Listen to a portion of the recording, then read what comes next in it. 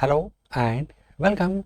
I am Dr. Anil Joshi. Welcomes you to my series Iconological and Temple Architectural Perspectives.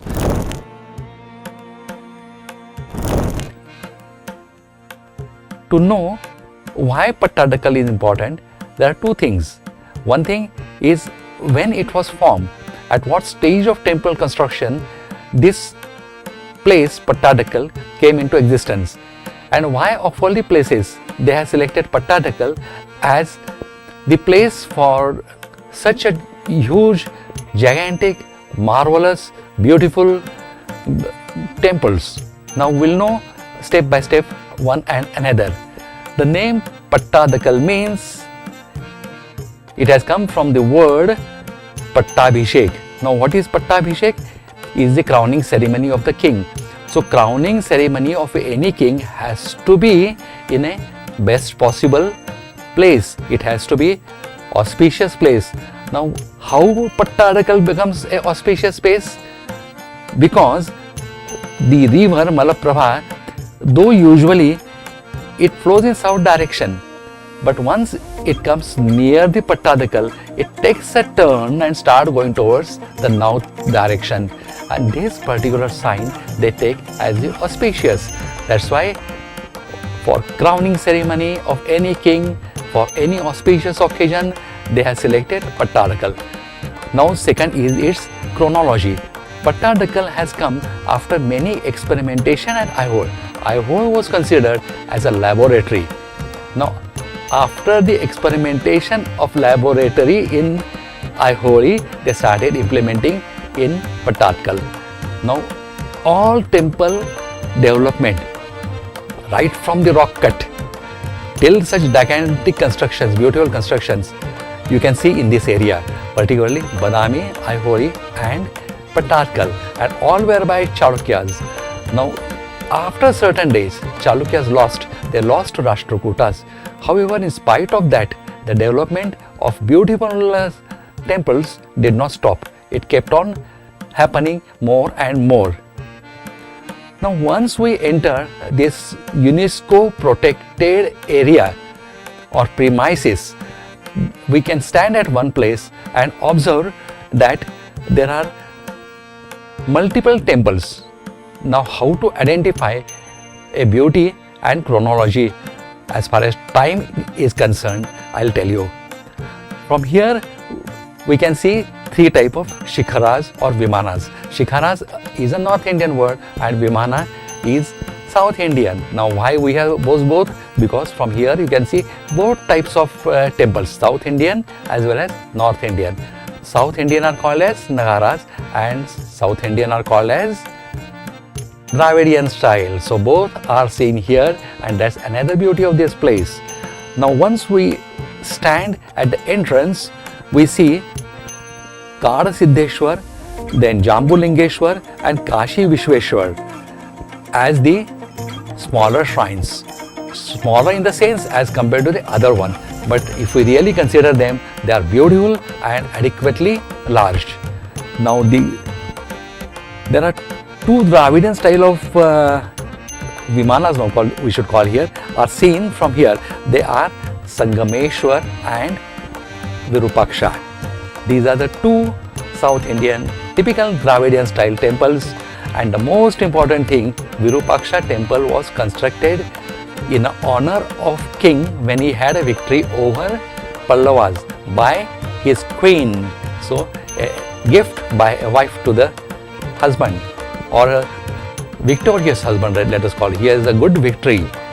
Now let us come to the combined type of Dravidian as well as North Indian, that is Nagara type.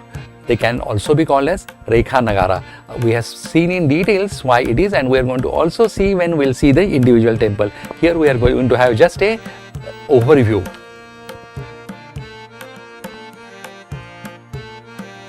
Now similar temples of Rekha Nagara type you can appreciate in Jagannath Puri and Konark Surya temple. So they resemble that. As we have seen that there was a good exchange of architecture between north and south, and we have got lot of combinations. And typical Dravidian are Sangameshwar and Virupaksha. Then they have given a typical name for all these combinations. Maybe because Chalukyas had done it, maybe because at the time of Chalukyas it was done, so it was just named as Chalukyas or Chalukyan type of temple architecture. Now here also we can see many inscriptions. Now speciality of all this is they are donated not only by the queen, not only constructed by the king, but even a common man has contributed for this. And the great part of king is he has mentioned their names, and also the names of the artist is also written over there. Now once the temple, once upon a time considered as the center for the religious rituals, subsequently all social functions start taking place in the temples, as we have seen just now, a coronation ceremony of king, or maybe some celebrations of particular auspicious days of a year, or what they call as the particular god has got particular days on which it is worshipped by enlarged people. So also they are used for the other cultural activities. So that we are seeing a typical presentation is the Ladkhan temple, which was initially as a town hall or a village assembly hall, which was subsequently converted into the temples. Now we have seen all in detail why we are calling this, why a structure resembling like wooden structure is seen at Ladkhan temple. So also many architectural wonders we are seeing here. Now with this brief, we are going to see now each and every temple individually. So let's get going to the individual temple. We have seen with the help of videography and photography how beautiful is this temple complex is. It is awarded by UNESCO as a heritage place. It is protected by them, and the discipline here and everything is so beautiful. We should also thank Karnataka government for that. They have taken extra care to keep these premises extremely clean, and they have done lot of restoration work in this area. The temples which were bit demolished, they have reconstructed them. Now let's come to a small but a beautiful Kadsiddheshwar temple. This is a smaller in design to the Jambulingeshwar. They are near each other. They, as far as the designing is concerned, both are small but both are elegant. So that can be compared. Comparison is not a correct word because they are different in their own beauty. The entrance lintel has beautiful images of Shiva and Parvati seated on a Nandi, flanked by the Brahma and Vishnu. So these are additional. In most of the Shiva's temple, you will not see Brahma, but this is one of a temple where you can see all together Brahma, Vishnu and Mahesh. Similar you can see at Sagar. Similar you can see in Kopeshwar temple, also near Kolhapur, that is Khidrapur. There also you can see Brahma, Vishnu and Mahesh standing at same place. Here also you can get same thing, but it's not a very common thing. Either they are of Vishnu, Shiva combinations. Brahma is usually not there. The rectangular mandapas might have had Mukha Mandapa or porch in earlier days. At first, as suggested by plinth and usual decorative molds, they indicate that there has to be something in front of it. The figure of Shiva and Parvati graced the lintel of the door to the Garbhagriha with carvings of Brahma and Vishnu on either side. So this is a rare and something you must make a note in while seeing this temple. The most structures and the modesty of this structure is because it was constructed sometime during the middle of late 7th century, when the temples were fairly evolved, right from the rock cut as we see in Badami, then structural standalone temples, which again we can see at Badami also, but more experimentation are at AIHOLI. And this is the outcome of all that things. The northern style, that is Rekha Nagara of curvilinear profile and a simple Sukhasana, projects from the superstructure at the front above the antarala. So above the antarala, that is the vestibule, you will see a projection towards the entrance of the door, and that is called as the Shukanasa. Shukanasa is a nose of a parrot that looks like any speciality of Chalukya style. The Shukanasa depicts an image of a dancing Shiva. There are carvings on it, and that depicts as though Lord Shiva and Parvati are dancing there, and there is also a small prayer hall. The Devakoshtas are the small spaces where there may be deities or they may not be. You will see it here also, and you will see at lot of Chalukyan temples. So it was introduced a little late, but it is followed at many places. You can see it in Tamrasurla, you can see in Kopeshwar, that is Khirapur, or you can see here also. So a lot of temples have got them, but they indicate usually the temples of bit late origin. And the Devashtakas may houses Ardhanareshwara, Harihara and Shiva on the northwest and south side respectively. So Devakoshtas is something you must note in this temple. In addition to Shukanasa, two important things you should know in this temple. The relatively small temple, okay, though it is relatively small, then archaeological survey dates it. Then there are certain individuals like George Mitchell, they date it slightly later than that. We should believe in archaeology because archaeology is a department of scholars.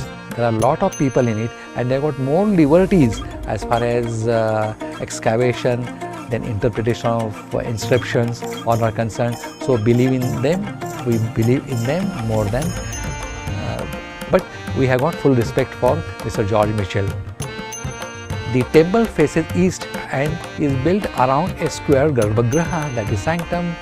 Much of the temple has been eroded or was damaged following many centuries standing in weather and atmosphere. Rain, then bright sunlight, because of that there is some wear and tear. The Shikhara, that sphere, is a North Indian Nagara style, that is Rekha Nagara with Shukanasa, that is the projection towards the east side. Shukanasa always projects entrance. The Shukanasa has a damaged Nataraja accompanied by Parvati. The outer wall of the Kadsiddheshwar sanctum features images of Ardhanareshwara, that is half Shiva and half Parvati. What it indicates?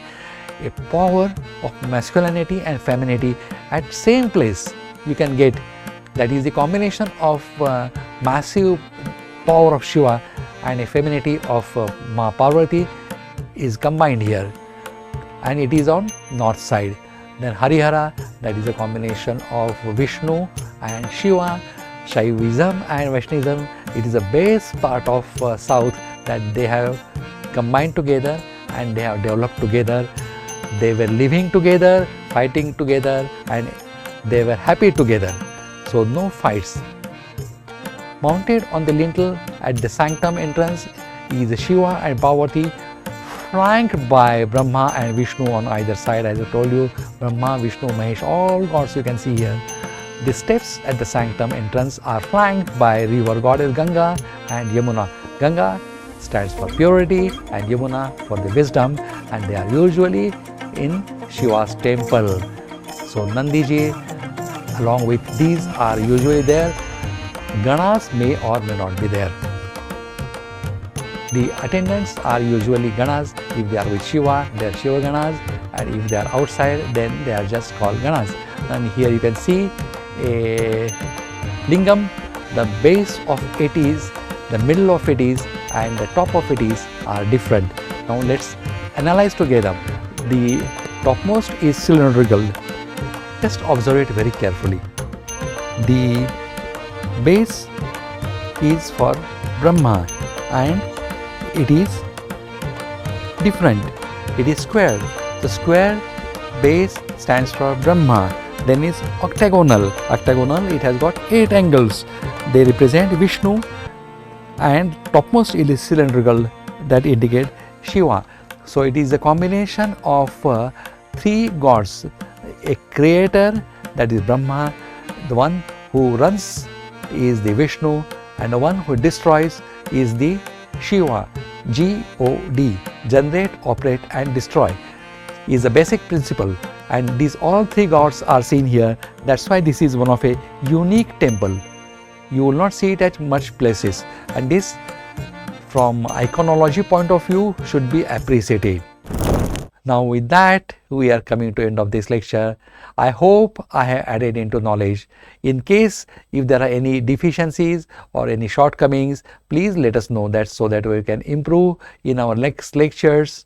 Till then, goodbye, take care and watch our videos. We'll meet again in that. If you are liked, give us a like, and if you feel you should see more videos like this, then give us a subscription.